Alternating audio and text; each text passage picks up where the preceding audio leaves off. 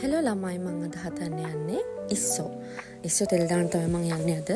ඒකට අපි දාගන්නවා මං ඉස්සෝ ග්‍රෑම් 250ක් අරන් තියෙන්නේ. එකතු කරගන්නවා කහ තේ හැඳි කාලක් වගේ. ඊට පස්සේ මම මේකට එකතු කරගන්නවා ලුණු කුඩු එකතු කරගෙන අපි මේක හොඳට අතින් අර ලුණු එකයි කහ එකයි හොඳට ඉස්සෝ ඇතුළට වදින විදියට හොඳට අතගා ගන්නවා.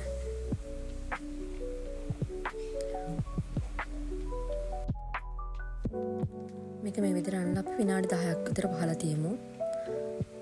ඒ අතරේ මම තෙල් එක ලිපේ තියලා තෙල් එක රත් වුණාන් පස්සේ පිස්සෝ එක එකට දාගමු තෙල් එකට.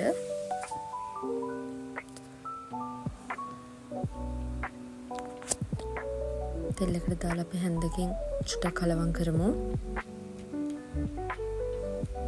කලවම් කරලා අපි මේක ටිකක් තියමු. සාමාන්‍ය මදකින් තියන්න මේක.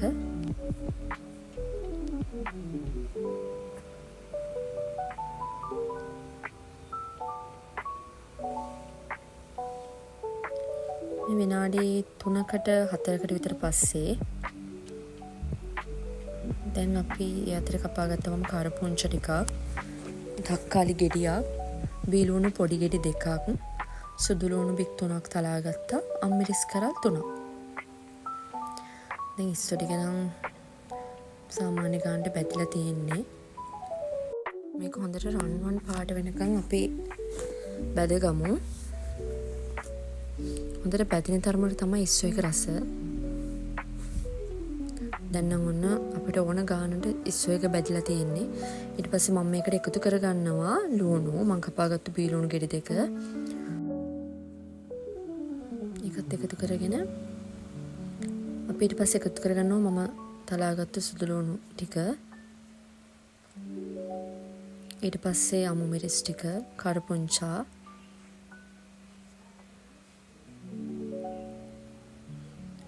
ඊට පස්සේ මේකට එකතු කරගන්නවා මම කපාගත්තු තක්කාලි ගෙඩිය. ඒ ටික එකතු කරගෙන අපි හැන්දකින් හොඳට කලවම් කරමු මේක.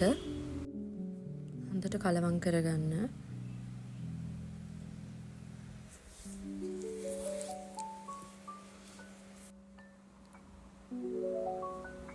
මේ ටික අපි ලුණු ටික තැම්බෙනකන් තියමු චුට්ටක්.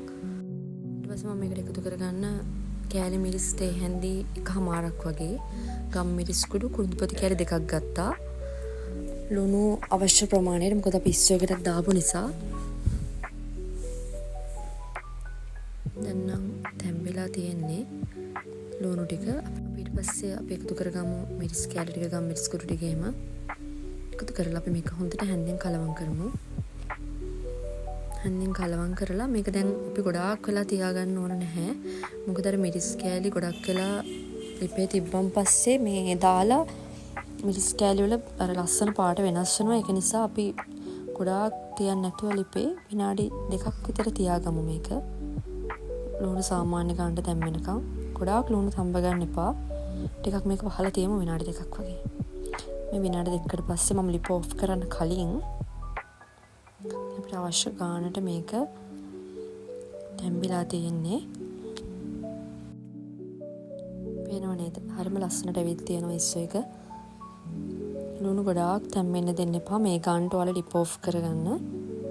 මෙහෙම ඔයාලත් හදලා බලන්න. මේකයි බතු වුණත් අපිට කන්න පුළුවන්. මේ වගේ වීඩියෝස් ඔයාලා ඉස්සරහට බලන්න කැමති නම් මගේ channel එක subscribe කරන්න. Thank you.